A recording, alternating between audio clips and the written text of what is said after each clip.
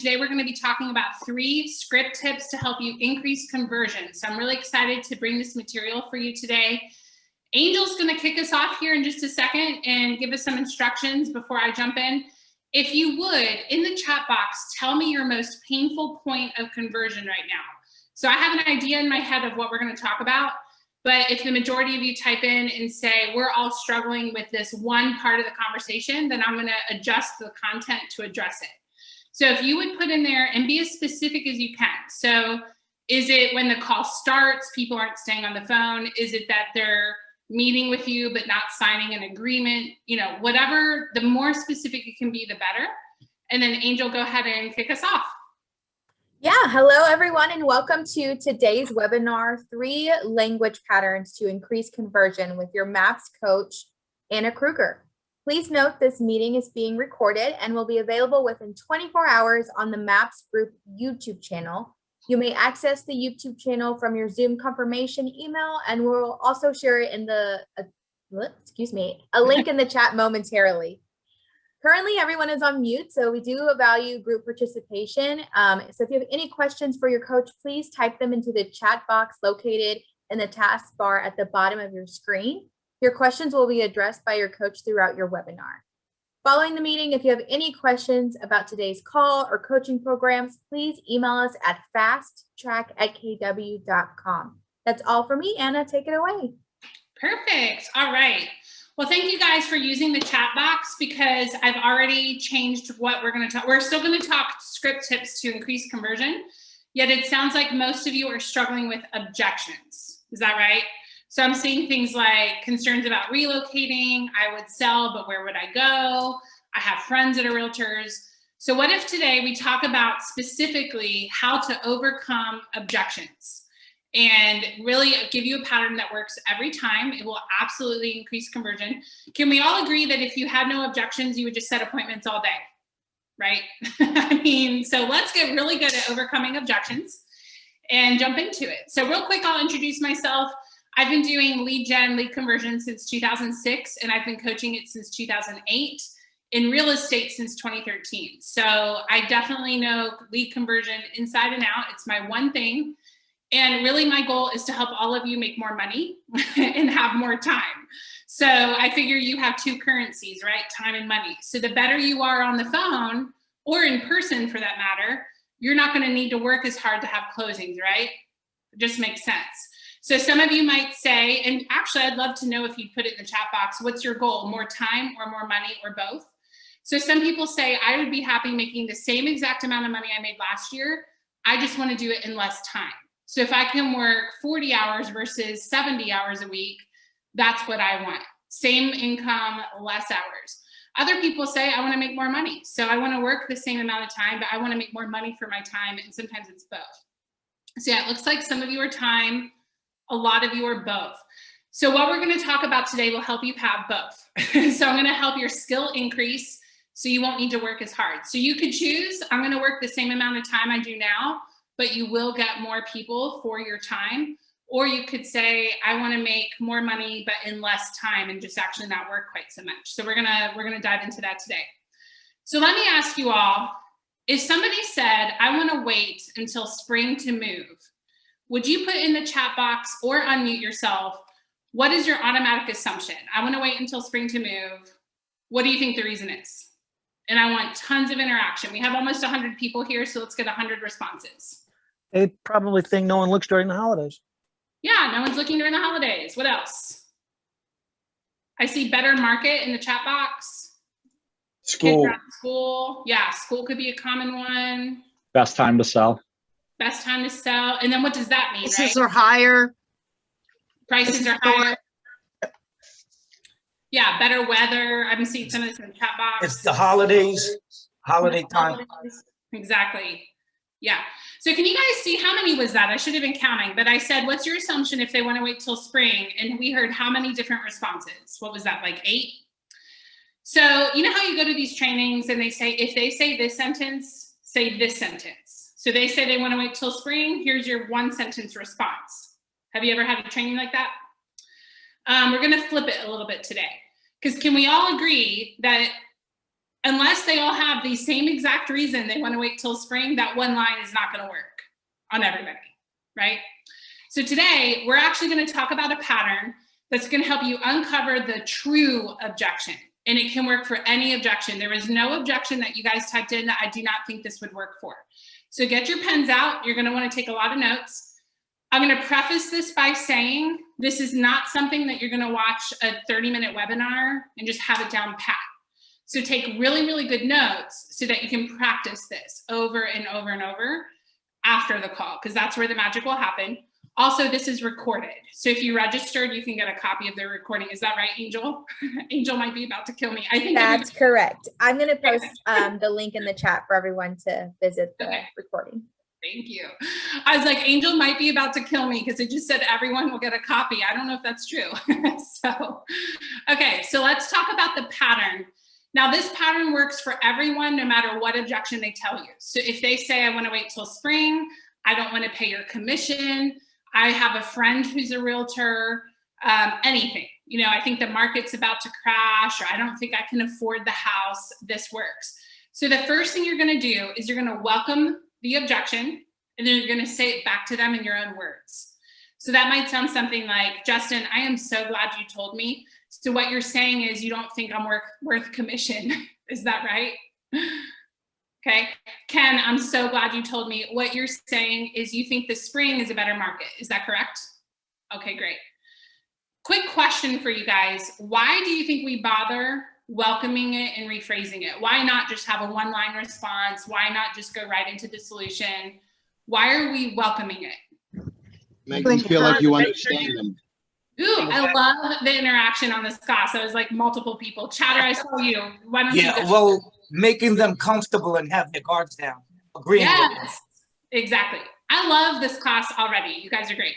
Yeah, we want them to feel comfortable telling us what's going on. Listen, this isn't today addressing people showing up for your appointments, but would anybody like to have a better show rate when you set appointments?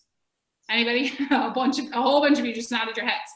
This actually addresses it in an indirect way. Because can we all agree that if someone on the phone forgets to tell you an objection, or they're not comfortable telling you their objections, they're going to be like, yeah, sure, yep, I'll be there. And then they're going to no-show you. So what we're doing by welcoming it, I am creating an environment that says, I'm not going to react. I'm not going to fly off the handle. I'm not going to be an obnoxious salesperson. I'm going to welcome that objection and make you comfortable with me. So I am so glad you told me. What you're saying is repeat. Is that right? Okay, great. And we'll role play this in a minute. Then you're going to go on to step number 2. And let me explain what a digging question is real quick. Step number 2 is you're going to do 2 digging questions. You could do more. That's why there's a plus symbol. But you're not going to do less than 2. And let me explain what a digging question is. Now, we talk about this a lot in the class Mastering Inside Sales. It starts next Wednesday, so 1 week from today. Yet a digging question is where you take something that they said and put it into their next question. So if they said, I don't think you're worth commission, I'm going to say, I am so glad you told me, so you don't think I'm worth commission, right? Okay, great. What makes you think I'm not worth commission? I'm using their phrases. If they say, I think spring is a better market, I'm going to say, I'm so glad you told me. So you think the spring is a better market, right? Okay, cool. What makes you think spring is a better market? Okay. So whatever words they say, you're going to say it back. Why are we using their exact phrases? There's a reason. Mirroring matching. Yeah. Thank you, Ken. I think that was Ken. Yeah, you're mirroring and matching. I see Stacy sitting like this. Yep. I feel you. It's the afternoon. That was me before the webinar. But listen, if I sit like this, yeah, there you go. If Stacy's sitting like this and I'm sitting like this, what that means is subconsciously, we wouldn't do it on purpose, but subconsciously we're in rapport, right? Have you ever been out with someone just maybe chit-chatting over dinner or whatever, and you realize we're sitting the same way? You'll notice it now that we're talking about it. It's usually completely unintentional. But because you're in rapport, that's a sign that you're in good rapport with someone because you're matching them, right? We can't do that on the phone. We can't see each other. So the way we do it is we use our words. So if they say, I think spring is a tremendous market, then I'm going to say, oh, wow, what makes you think spring is a tremendous market? I'm not going to use word better. I'm going to say tremendous because they said tremendous. Yeah, and David says it lets you know they listen to him. Exactly. Jeannie, I see you're in class. Yay. Can't wait to see you in class. Okay, so digging, that's what I mean by digging. In Mastering Inside Sales, we spend a whole hour talking about how to create quality questions, but that's like the quick down low on this short webinar today, all right? So you're gonna welcome and rephrase it. Then you're gonna ask at least 2 digging questions. Then step 3, you're gonna summarize it. Summarize it. So you're gonna say, all right, Steven, so what I'm hearing you say is you don't wanna pay commission.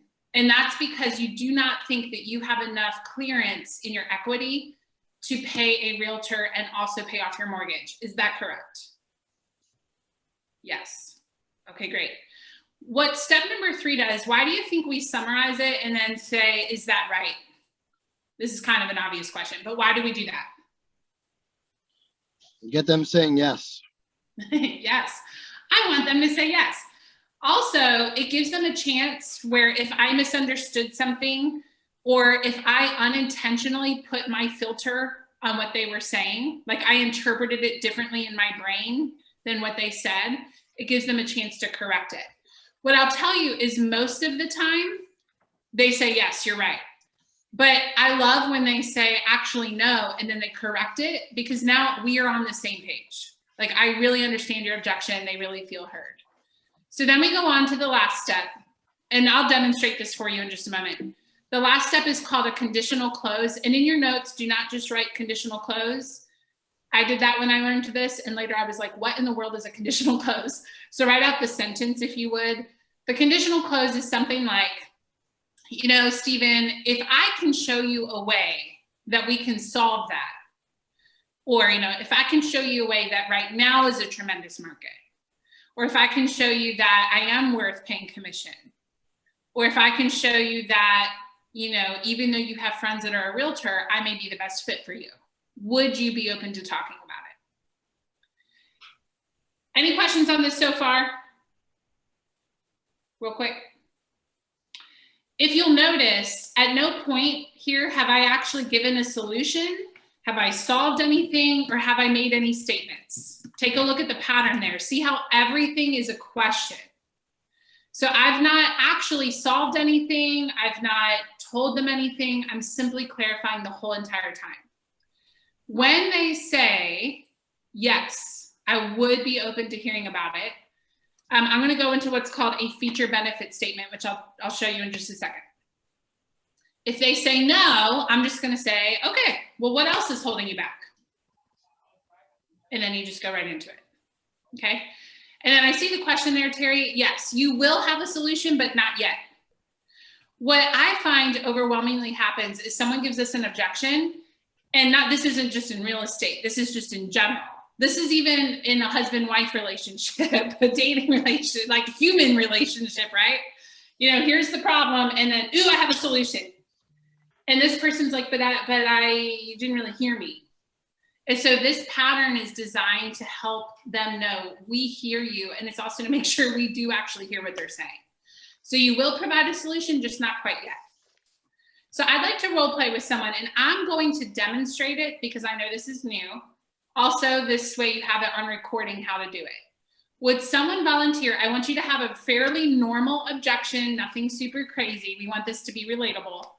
A normal objection, and I want you to be open to the solution so I can demonstrate that. I can go. Do I say your name, Janine? Janine, yes.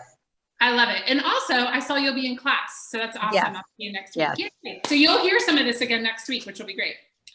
Okay, so let's pretend that we're already in a phone call. I already know your motivation. We've got some rapport going on. And we're in the pre-qual section, which is when I'm asking you like time frame and all that stuff. And you're going to pop me with an objection. So we're going to drop right into the conversation. Give me an objection, and I'm going to demonstrate what's on this screen. Okay. All right. So go ahead and give me an objection. Well, to be honest, Anna, I just have to talk to my husband, but we're definitely not ready until next year. Okay. I'm actually really glad you told me that. So you want to chat with your husband and you feel that you're definitely not ready till next year. Is that right? Yes, that's correct. Okay. What about next year is a good fit for you versus doing something now? Well, next year, my husband is going to be retiring. So right now, we're both working and we just not ready for any move.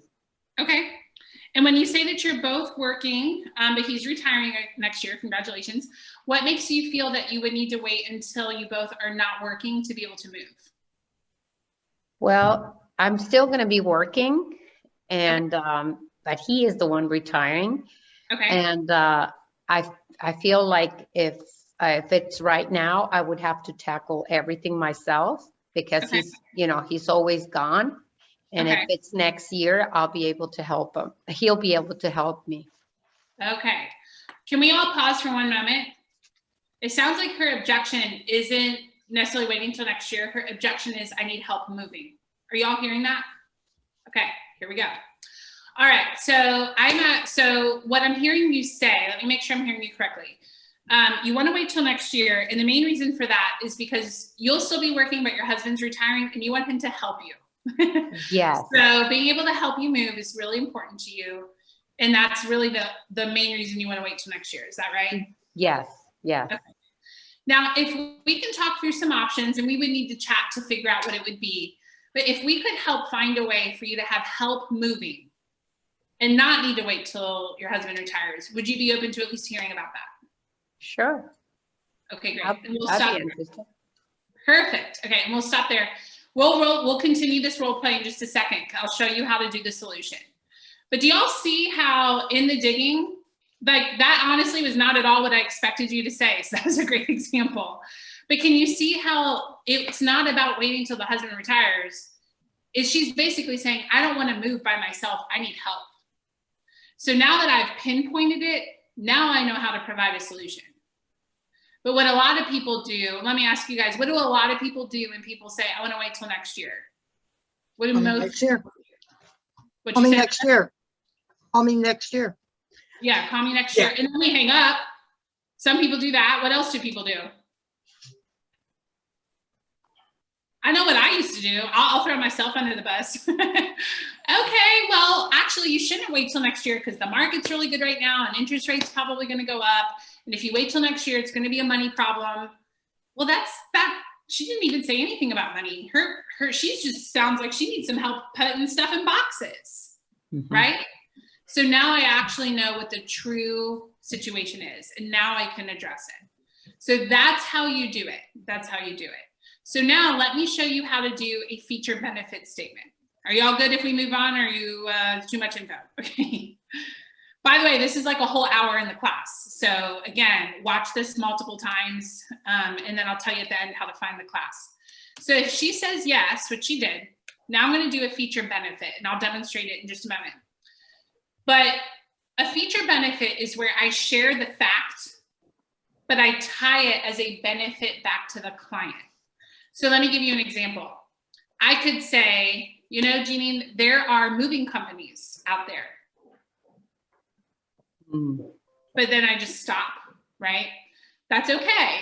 But even better would be to say, you know, Jeanine, there are moving companies out there. And what that means for you is you can have a whole crew of people come in there to help you put stuff in boxes and give you help. That way you don't need to wait until your husband retires to get this move completed. What are your thoughts on that? So now I'm not just giving the fact, but I'm tying it back to her in a personalized way, right? If someone said, I don't want to pay you commission, and we dig and we find out their last realtor had terrible communication, terrible. They didn't hear from them except maybe once every 2 weeks. And they just think that, you know, they just don't think realtors are worth whatever. Well, I might say, you know, if I can show you that our team has good communication, would you be open to at least hearing about it? Yeah, I'd hear about it. Okay. Well, then I could say, you know, our team has a system that you can log into 24 hours a day and see every update on your home. And we'll discuss in our appointment how often you like to be contacted, and we'll put that into motion. So if you want to be contacted every 24 hours, we'll contact you every 24 hours. What that means for you is you're not going to be stuck with another realtor that won't contact you except every 2 weeks. So the idea is I'm now sharing the facts, but I'm going to marry it back to them. I'm not just fact giving anymore. Makes it super personal. Okay. So that's how you uncover objections. So I'll run through it one more time. I'm going to do one more example with someone if someone would role play. But before I demonstrate, any questions on just the pattern itself, how it works, the flow. Are we good? Okay, awesome. I'll tell you, this is a pattern that looks super simple. Make sure you practice, practice, practice. It took me about 6 months to get to where I felt like I could do it without my brain being on fire. Okay, it really took practice. Because you know how it is, you're on the phone, and if you're like me, I get an objection and I feel a little bit, nervous. And so until this pattern was down in my brain really solidly, it took about 6 months. Okay, so let's have one more person. Thank you, Janine. Awesome. All right, I can't wait to have you in class. You're going to be like my participation person. I always look for my people in my classes. Okay, I need one more person to volunteer. I'm just going to demonstrate it one more time, and then we'll open it up to questions, and I'll tell you where to find the class. So who would be willing to do another objection? I'll go ahead. Justin? Okay, for some reason, I felt like you were going to be the one. Okay, Justin, again, think of a common objection for the benefit of everyone, not some super weird thing that would never happen. And I'm just going to demonstrate the pattern, and then we'll discuss. Okay, so Justin, we're already in the conversation. I have your motivation. Go ahead and drop in and give me an objection. All right. I have a good friend of the family that just got their license, and okay. I think I'm going to go ahead and work with them. Okay. I'm actually really glad you told me that, Justin. I appreciate you being upfront with me. So what you're saying is you have a family friend that just got their license and you want to work with them. Is that right? Yes, ma'am. Okay, great. So what is it about working with your family friend that's important to you? Loyal. I'm a loyal person. So when I was starting my business, they were loyal to me, and I'd like to return that. Okay. Well, I can certainly appreciate that. Loyalty is a great quality. And what makes you think that if you worked with anyone else, it would be disloyal to them? I don't think I guess I want to give them a shot, Okay. I just want to give them the opportunity. Okay. All right. So what you're saying is you want to work with your family friend because they're new in the business. You want to give them a shot. Someone did that for you. You're very loyal and you want to support them. Is that right? Yep. Okay, great. Now, if I could show you a way, Justin, that actually we could help you, we could still give your friend the opportunity and make it a win-win for everybody. And you can have someone with experience. Would you be open to just hearing about how that might work? And I could still give my friend the opportunity? Absolutely. Would you be able to hear that? Yeah, definitely. Okay, great. Now pause real quick. There's a few ways you could take this, right? I'm going to pull something out of my hat that I like to use because my brain immediately went to, is this someone that I could mentor? They're new in the business. Maybe they would be a good teammate. So that's where my brain went. This isn't the only right way to deal with this one, okay? But here's what I'm going to do. So Justin, in real estate, there's something called a referral fee, where if a realtor sends a referral to someone else, we give them back some commission to thank them. My brain is going to, what if I helped your friend who's a new realtor? We could partner together in this transaction, and I could use some of my experience to help you sell this asset of yours, and you could still benefit your friend. Would you be open to that? Maybe. I'd like to talk to them about it, but I think I might be open to that. Okay, absolutely. And then I would just keep talking. Yeah. Now, in a real conversation, one challenge of this role play is we're dropping into a partial of the conversation, right? Ideally, I would know his motivation at this point. I would point out to him that this is your largest asset. How can we help your friend that doesn't have experience, like maintain that friendship with you? And I would, and this is my personality, not everyone would do this, but my brain's going to, I would maybe do like a 10 or 15% referral fee for that agent doing nothing. Let them be mentored by me. I'll handle it. That's like a win-win, right? I love the accountability too. Do you feel comfortable holding your friend accountable? Yes. Yeah, that's another good one. So there's multiple solutions. It's not like each objection has one solution. You got to kind of think as you hear what the solution is. But that is one way that you can handle it. That's one option, okay? I wanna address another one just because of the time of the year. A lot of people do say, I wanna wait till spring. And a lot of times I had a cousin that wanted to wait till spring. She wanted to save a bigger down payment to avoid PMI. Well, what we figured out is where the market was headed at that time. The market was headed to increase and interest rates were expected to rise back then, okay? And anyway, in discussing with her, she was really just wanting a certain monthly payment. She didn't really care how much she put down on the house. What she wanted was the monthly payment. Well, through following this pattern, she ended up not waiting till spring and moving in the fall because we discussed with the market increasing and all this stuff, you saving more money will get washed away by interest rising. So she ended up buying and selling in the fall versus the spring. But you had to hear the story, right? Her story ended up being about a certain monthly payment. And I knew with interest rates going up and the market going up, any extra money she saved over the next 6 months would be eaten up by rising costs. Make sense? So you got to really listen to what they're saying and then become an educator. That's really the key here. But that's the pattern. This is recorded, and I know there in the chat box, Angel has put for us where you can find the YouTube channel. This is one I would encourage you to watch a few times and really get that pattern down. And then there's a class that starts next week. It's called Mastering Inside Sales. It's really mastering sales, okay? So if you want to have a relationship-based way to talk to people, it accomplishes sales, but it's relationship-based sales. It's all about asking good questions, hearing the client, consulting them. That is a good class for you to take. We do 19 language patterns. So you just got one language pattern right there. It was a lengthy one. And that's because I watched the chat box and I thought, okay, we need to talk objections today. So you got one lengthy language pattern today. We do 19 of them in the class. I also give you trackers and we talk about the business of lead generation, lead conversion. So that class you can see there, Angel's been putting it in the chat box for us, which is great. You can also go to masteringinsidesales.com. That'll take you to the MAPS page as well. But that launches 1 week from today. 1 week from today. It's $199 a month for 6 months. So you're at $11.94 for the whole program. You don't pay that all at once, you pay monthly. So if you get one closing, you're at about a 5 times ROI just from that. I had someone tell me they increased their appointments by 4 a week from that class. So it's one of those, if you show up and participate like y'all are today, you don't have to be here. You're here by your own will. This is a free webinar, right? If you show up like you are today, I'm confident you will see incredible ROI from the program. It is recorded. So if you miss it, you can watch the recording. But I love to see your faces. So please join live. I love the interaction. It's fun to me. But that's Mastering Inside Sales and it starts next week. How you doing? You need something? I'm going down the hallway. Linda, are you saying something to us? Oh, that was funny. I love Zoom. I love it. Okay. Any questions about the pattern or the class before we let you go? We're right at the hour.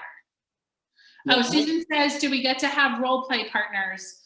So class 1, I give you a sign-up sheet for role play partners in that class. I do not partner you. 1, that would be a logistical nightmare.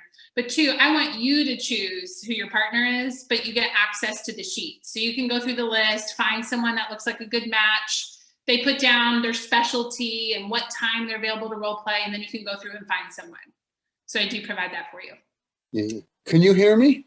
Yes, Terry. Oh, I know we're probably running out of time. You know what? I just thought of something. When in our conversation, once we win them over, and how are we asking them to sign the listing agreement? You know, I don't want to make that sound too basic, but I know everyone. I win people over. I just don't know how to and when to get them to sign the agreement.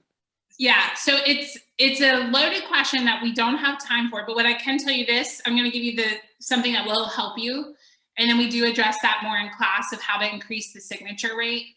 But the best thing to do, Terry, is the whole time you talk to them, say things like when we work together, when we find the house. If you have in your head, yeah, we're working together, you're just going to make statements that are called closing statements, assumptive closes. So the next step is to sign the paperwork when we work together. So Terry, I wish I could give you more and we're out of time, but I promise you, even if you just start doing that, That alone can help you get more signatures. All And right, we thank do, in the class, we spend 2 classes talking about how to increase your signature rate. The patterns that are taught in the class, when I was using them, 90% of sellers signed and 94% or 95% of buyers signed, averages 80. Yeah. All right, so is there another class? Is there something else at 4 o'clock today? Not that I'm aware of. I thought something started at 4. I don't know. Okay, well, thank you very much. You're welcome. You're welcome. Okay, any other questions specific to the class, Mastering Inside Sales, or the pattern I just taught you? We're going to close in about 60 seconds, so speak up quickly, just because I want to respect your time. Anything else? Okay, who will I see in class next week? Anybody? How often do we meet a month? What's that? How often do we meet in a month? Oh, great question. Usually 3 times a month. Sometimes 4, depending. We have things like family reunion, you know, all these things that go on. But usually 3 times a month. It's 18 classes total. 18 classes over the course of 6 months. What we usually do, here's the normal thing, is we'll meet 3 times a month, and I give them a week off. And here's why. Can you tell even just from this webinar, it's a fire hose, right? So we give a week off for you to really like memorize it, rewatch any recordings you want to watch to make sure your foundation is set for the next month. So normally it's 3 classes, a week off, 3 classes, a week off until we're through the program. Christmas will change that up a little bit, but that's the normal thing. Angel, if you could put back in the chat box where to watch the recording. I'm getting some private messages. Where do I find it? The last thing I'll say, and then I'm going to let y'all go. Oh, somebody said, what time are the classes? I need to double check. Let me look at my calendar real quick. They're Wednesdays. We do record them. So if you can't be there live, it's totally fine. I think you get more out of it when you are there, but it's okay if you can't. Will you be able to help us tee up our questions to the next question? So the next class, it's going to be 2:30 Central Time on Wednesdays. And then real quick, what was your question? And I'm going to let you guys go. Will you be teaching us how to tee up our next question? Yes. So we spend a lot of time talking about quality questions. Yeah. My goal, here's the goal of the class. At the end of it, you know how to say hello, so they actually want to stay on the phone with you. We actually spend a call talking about how do you start the call so they don't hang up. So we talk about the first 10 seconds of a call. We talk about what do you do if they say, I'm busy, call me later. There's a way to engage them. So basically from hello all the way through until a signed agreement. That is the goal of the class. Then I also give you 4 tracking systems. You have script partner sign-up sheets. So my heart in creating the program with MAPS was that anyone that took this program, whether you're a single agent, an inside sales agent, at the end of it, you understand the business of lead generation, lead conversion.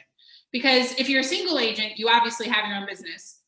If you're on a team and you're an agent or an inside sales agent, you have a business within the business, right?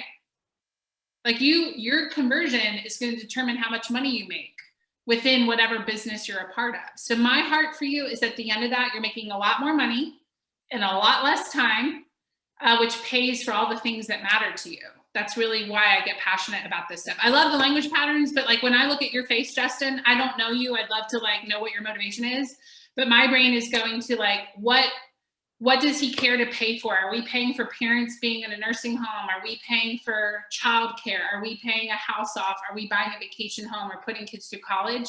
So like, that's what's in my head teaching this class. And I want to help you guys do those things. To do that, you got to know how to convert leads. So that's what the class is about.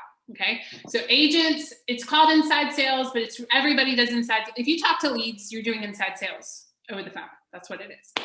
So agents or ISAs, the class is, I'll do a couple more questions. I really do need to go. They're an hour long every Wednesday. Well, 3 Wednesdays a month, hour long. And then the recordings are posted for a total of 8 months. The class is 6 months. And then we give you 2 extra months to rewatch anything, and then it gets archived. So you really have 8 months of recordings that you can watch. Okay, I'm gonna respect your time and let you go. I really appreciate y'all hanging out with me today. I hope to see a lot of you next week in class, and hopefully we'll chat soon. Go convert some leads. Thank you. Bye-bye. You're welcome.